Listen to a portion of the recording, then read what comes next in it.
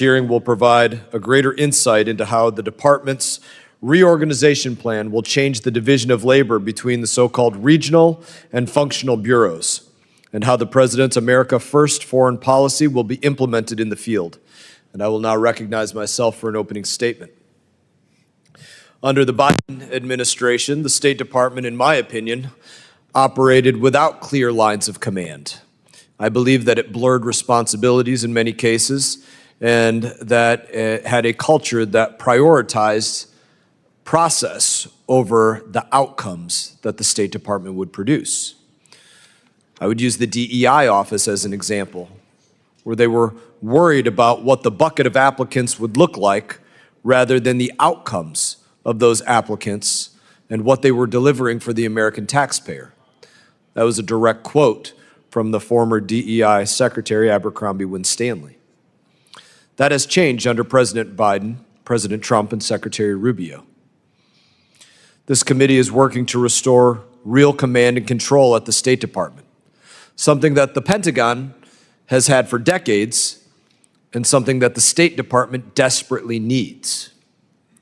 We are crafting the first comprehensive standalone State Department authorization bill in over 20 years.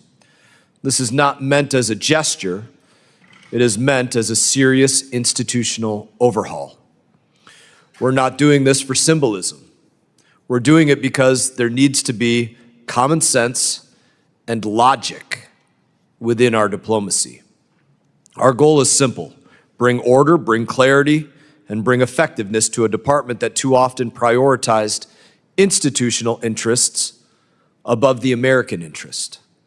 A perfect example is how members of Congress, in too many cases, are more concerned about somebody being fired from the State Department after 10 or 15 years of employment, when they should be asking how productive those employees were and what were the measurable outcomes that were provided by them approving transgender operas or drag show tutorials or DEI musicals or LGBTQ comic books abroad.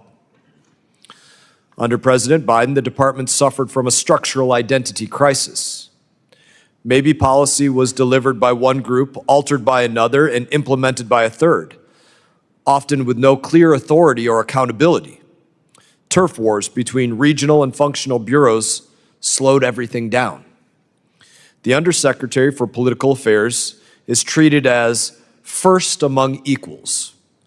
But that phrase itself reveals to me a problem. Too many equals, not enough leadership. No mission succeeds without a chain of command, and I believe that diplomacy is no exception.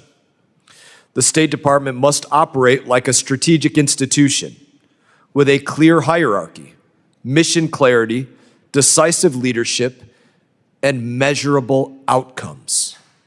It should not be a think tank that looks at the world as an academic exercise with no measurable outcomes, and our reforms aim to correct that. Some will resist this. They'll defend the status quo as if it's sacred. But we've seen what the status quo produces: mission drift, strategic confusion, a sprawling bureaucracy that's often more focused on virtue signaling than actually projecting American strength abroad. Let us be clear, this is not about copying the Pentagon. It's about applying common sense. At DoD, policy is made at the top through a chain of command that is recognizable to everybody. At the State Department, that discipline has been missing. We don't expect the State Department to be soldiers in uniform, but we should expect it to have a command structure that is recognizable and followed. We can't afford what has happened to happen again, not when adversaries like China and Iran are using every tool at their disposal to undermine American power. We can't have a foreign service officers that freelance social experimentation. Our vision is straightforward. Functional bureaus and undersecretaries should focus on developing policy, clear, coherent, and grounded in national interest. Regional bureaus, with their area expertise, should adapt and execute that policy on the ground. This creates a clear flow of authority, streamlines operations, and ensures accountability at every level.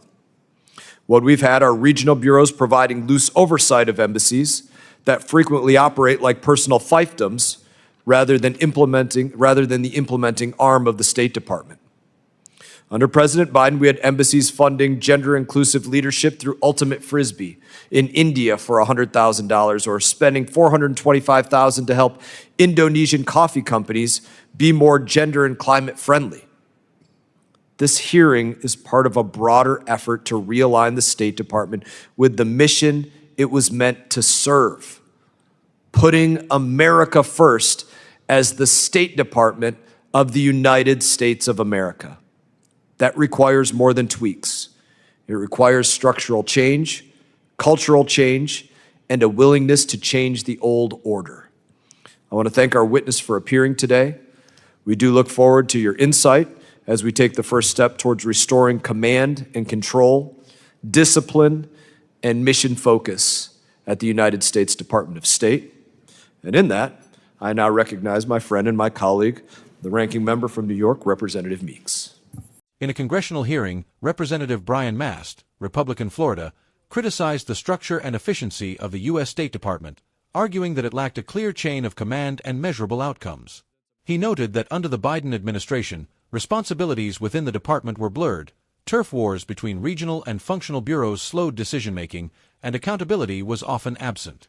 Mast pointed to the Diversity, Equity, and Inclusion (DEI) office as an example of misplaced priorities, where emphasis was placed on the makeup of applicant pools rather than the results delivered for the American taxpayer.